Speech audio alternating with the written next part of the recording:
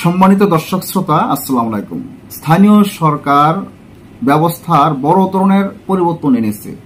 এখন দেখা যাচ্ছে যে সরাসরি ভোটে চেয়ারম্যান মেয়র নির্বাচন বাতিলের প্রস্তাব। এখন চেয়ারম্যানের এবং মেয়রের যে নির্বাচনটা হতো এটা বাতিল করে দেওয়া হয়েছে। বাতিলটা কেন করেছে? এখানে প্রতি ওয়ার্ডের মেম্বারদের নির্বাচন হবে, কিন্তু কোন ইউনিয়নের চেয়ারম্যানের নির্বাচন হবে না। তারা নির্বাচন ছাড়াই একজন চেয়ারম্যান নিযুক্ত করবেন, যারা যেমন 9টা ওয়ার্ডের 9টা মেম্বার, এখন 9টা মেম্বার এবং 3টা মহিলা মেম্বার। এখন তাদের মধ্যে থেকে একজনকে সিলেকশন করবেন কাকে চেয়ারম্যান বানানো যায়। এই ধরনের আগে এক সময় এমন ছিল যে মেম্বাররা ভোট দিয়ে চেয়ারম্যান বানিয়েছে। আমাদের কাছে সেই রকম একটা পরিবর্তন আনতেছে, যে এখানে শুধু কাউন্সিলরের নির্বাচন হবে এবং ইউনিয়নের মেম্বারদের নির্বাচন হবে। তাদের মাধ্যমেই মেয়র এবং চেয়ারম্যান বানানো হবে। তারপর তারা যাদেরকে সাপোর্ট করে চেয়ারম্যান বানাবেন তারাই এই ইউনিয়নের চেয়ারম্যান হবেন। এখন বর্তমান যে পরিস্থিতি, যে আপডেটটা নিয়ে এসেছে, এই নিয়ে একটা প্রতিবেদন পেয়েছি। আমরা সে প্রতিবেদনটি দেখে আসি সেখানে কি এসেছে। স্থানীয় সরকার ব্যবস্থার বড় ধরনের পরিবর্তন প্রস্তাব দিয়েছে সংস্কার কমিশন। তাদের সুপারিশ অনুযায়ী ইউনিয়ন পরিষদ, উপজেলা পরিষদ, জেলা পরিষদ, পৌরসভা এবং সিটি কর্পোরেশন পর্যায়ে চেয়ারম্যান ও মেয়র পদে সরাসরি ভোটের ব্যবস্থা বাতিল করা উচিত। পরিবর্তে শুধুমাত্র সদস্য ও কাউন্সিলর পদে সরাসরি ভোট হবে এবং তাদের মধ্যে থেকেই পরবর্তী ধাপে চেয়ারম্যান ও মেয়র নির্বাচিত হবে। রোববার কমিশনের চেয়ারম্যান ডক্টর তোফায়েল আহমেদের নেতৃত্বে প্রতিনিধি দল অন্তর্বর্তী সরকারের প্রধান উপদেষ্টা ডক্টর মোহাম্মদ ইউনূসের বাসভবন যমুনায় গিয়ে চূড়ান্ত প্রতিবেদন হস্তান্তর করেন। প্রায় 500 পৃষ্ঠার এই প্রতিবেদনে 51টি গুরুত্বপূর্ণ সুপারিশ রয়েছে। হস্তান্তরের সময় কমিশনের সব সদস্য উপস্থিত ছিলেন। এরপর রাজধানীর ফরেন সার্ভিস একাডেমিতে আয়োজিত এক সংবাদ সম্মেলনে বিস্তারিত তুলে ধরেন ডক্টর তোফায়েল আহমেদ ও অন্যান্য সদস্যরা। তোফায়েল আহমেদ বলেন, মূল সংস্কার ছাড়া কোনো নির্বাচনই কার্যকর হবে না, হোক সেটা স্থানীয় সরকার নির্বাচন কিংবা জাতীয় সংসদের। সংসদ না স্থানীয় সরকার নির্বাচন কোনটি আগে হবে তা নির্ধারণের ভার রাজনৈতিক দল ও সরকারের উপর।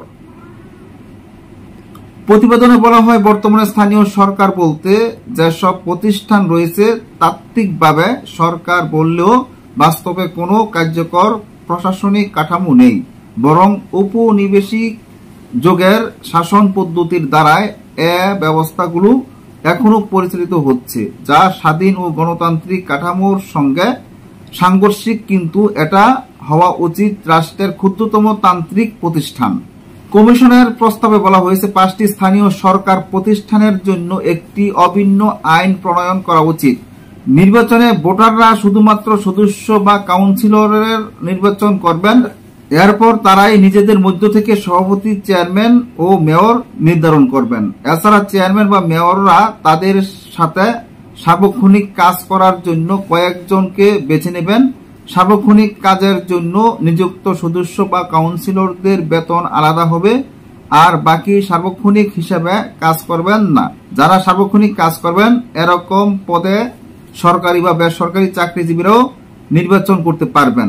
স্থানীয় সংসদের প্রতিরূপ স্থানীয় সরকার প্রতিষ্ঠানগুলোতে সৃষ্টি করার জন্য এই সুপারিশ করা হয়েছে। এর জন্য এই 5টি প্রতিষ্ঠানের আলাদা আলাদা আইনকে এক করে একটি আইন করা সুপারিশ করা হয়েছে। এছাড়া ইউনিয়ন পরিষদের 3টি ওয়ার্ড থাকবে, যেখানে শুধু নারীরা নির্বাচন করবেন। বর্তমানের মতো 9টি ওয়ার্ডকে 3 ভাগে ভাগ করে নয়, বর্তমান ব্যবস্থা নারীরা নির্বাচিত হলেও কোনো কাজ করতে পারেন না। উপজেলা পরিষদের কাঠামো পরিবর্তন এবং জেলা পরিষদে নির্বাচনের ব্যবস্থা চালু করার সুপারিশ করা হয়েছে। ইউনিয়ন পরিষদে জনসংখ্যার ভিত্তিতে ওয়ার্ড সংখ্যা বাড়িয়ে 39টি পর্যন্ত করার সুপারিশ করা হয়েছে, তবে সর্বনিম্ন ওয়ার্ড 9টি থাকবে। তোফায়েল আহমেদ বলেন, নির্বাচন মানে অস্থিরতা, অশান্তি, বিশৃঙ্খলা, হতাহত। এর জন্য আলাদা আলাদা নির্বাচন না করে একসাথে যাতে সব স্থানীয় সরকার প্রতিষ্ঠানের নির্বাচন করা যায় সেই সুপারিশ করা হয়েছে।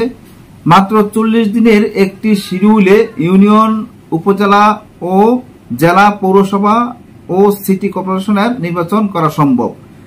তিনি বলেন, বর্তমানে এসব প্রতিষ্ঠানের নির্বাচনে 225 দিন লাগে, খরচ হয় 2300 কোটি টাকা। একটি শিডিউলে খরচ নেমে আসবে 700 কোটি টাকা। আর এসব নির্বাচন অনুষ্ঠানে 19 লাখ জনবল নিয়োগ করতে হয়। একটি শিডিউলে করলে মাত্র 9 লাখ জনবল নিয়োগ করা যাবে। ফলে এই সুপারিশ বাস্তবায়নের বিবেচনা দাবি রাখে।